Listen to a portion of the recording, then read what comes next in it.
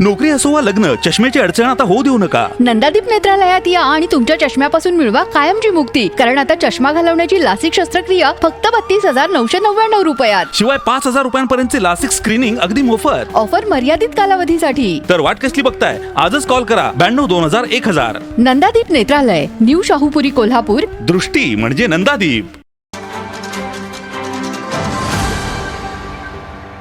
आपण सगळ्यांनी ही दिलेली संधी अतिशय चांगल्या प्रतिसाद ठरवली अशा पद्धतीची अपेक्षा आणि शुभेच्छा आम्ही सगळेजण व्यक्त करूया. खरं म्हणजे सारिकाताईंच्या पाठीवर खूप मोठी पार्श्वभूमी आहे. दोन्ही कुटुंबात एका बाजूला नांदेकर साहेब, मला वाटते की आम्ही लहान होतो त्यावेळेपासून ते जिल्हा परिषद सदस्य होते. 2-3 वेळा जिल्हा परिषद सदस्य ते होते. त्याच्याही पूर्वी 2 निवडणुकांमध्ये त्यांचा पराभव झाला.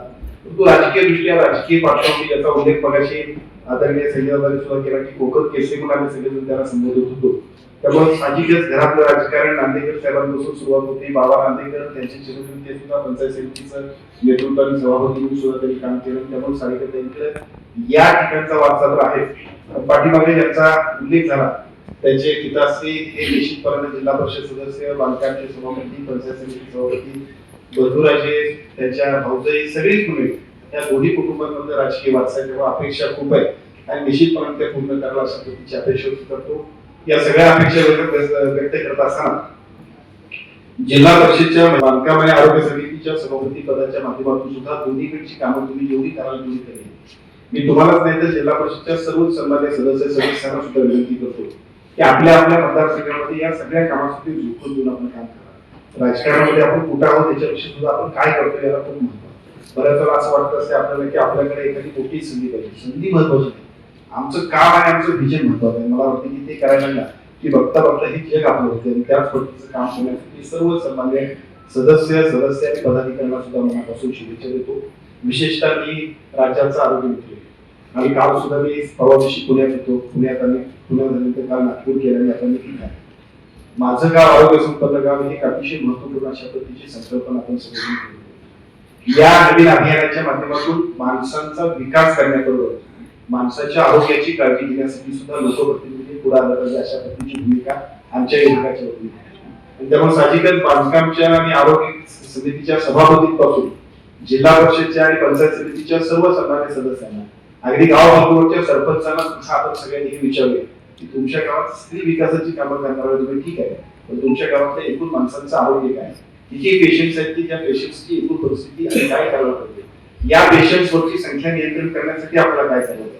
आपल्याकडे किडनी स्टोनचे पेशंट किती आहे, आपल्याकडे नेहमी हायपर टेन्शन आणि डायबेटिक असणाऱ्यांची संख्या किती आहे, यासाठी तपासणी आणि त्याचबरोबर त्याच्यावरचा उपचार, या सगळ्यासाठी माझं गाव आरोग्य संपन्न गाव ही खूप महत्वाची योजना आहे. ती आपण सगळ्या जिल्ह्यामध्ये राज्यामध्ये राबवतो. पण राज्यामध्ये राबवत असताना सुद्धा आपल्या जिल्ह्यामध्ये ती सर्वाधिक यशस्वी करण्याची जबाबदारी सन्मान्य अध्यक्ष, उपाध्यक्ष, सर्व सन्मान्य पदाधिकारी, सर्व सदस्यांनी आमच्या जिल्हा परिषदेच्या यंत्रणेने सुद्धा करावी अशा पद्धतीची विनंती करतो. हे सगळं काम करण्यासाठी आपण सगळ्यांनी उत्स्फूर्तपणे सहभाग व्हावा अशा पद्धतीची विनंती करतो. एका बाजूला हे काम करत असताना सभापती म्हणून तुमच्याकडून 2 गोष्टींची मात्र निश्चितपणे अपेक्षा आहे. आज पीएससी कडे आपण बघितले तर एवढं चांगलं इन्फ्रास्ट्रक्चर दिल्यानंतर सुद्धा तिथले पेशंट्स वाढले, तिथं असणाऱ्या इमारती लोकांसाठी उपयोगाला येणं, तिथल्या सगळ्या सुविधा आपल्या सगळ्यांच्यासाठी उपयुक्त असणे खूप महत्त्वाचं. बऱ्याच ठिकाणी असं सुद्धा अनुभव आपल्याला येतात की ईसीजी सारखी आमची जी काही सेवा आहे, म्हणजे आता आपल्या सगळ्यांना जर काय आपल्याला हार्टचा धोका वाटतो असं वाटतं तर गाव पातळीवरती असणाऱ्या पीएससी मध्ये ईसीजी काढायची सोय आहे. पण आपल्या सगळ्यांकडे याची माहिती नसल्यामुळे सुद्धा तिथे हे पीएससी करावं. माझी विनंती आहे की पहिल्या टप्प्यात सगळ्या योजना फक्त कोल्हापूर जिल्ह्यातल्या सगळीकडे राबवण्याची जबाबदारी तुम्ही आहे. एका बाजूला ईसीजी आहे, दुसऱ्या बाजूला ई संजीवनी आहे. या ई संजीवनी मधलं टेलिमेडिसिनचं काम असं आहे की गाव पातळीवरच्या गाव खेड्यामध्ये सुद्धा तिथं असणाऱ्या माणसांना काम किती प्रभावपणे करायचं आहे हे बघितलं पाहिजे. तिसऱ्या बाजूला सगळे पीएचवर दुकान सांगतो का या माहिती नसते त्याचा घोड असतो सदस्यांना तरी आमची पूर्ण सांगतो काम करत आहे आणि लोकांसाठी काम करायचं अशा पद्धतीचा संदेश देणारं आमचं नेतृत्व आहे. त्या नेतृत्वाला साजेल शोभेल असं काम निश्चितपणे साहित्य कराल अशी अपेक्षा व्यक्त करतो. सगळ्यांना मनापासून शुभेच्छा देऊन सांगतो. धन्यवाद. ताज्या घडामोडी पाहण्यासाठी माझा महाराष्ट्र न्यूजला आजच सबस्क्राईब करा.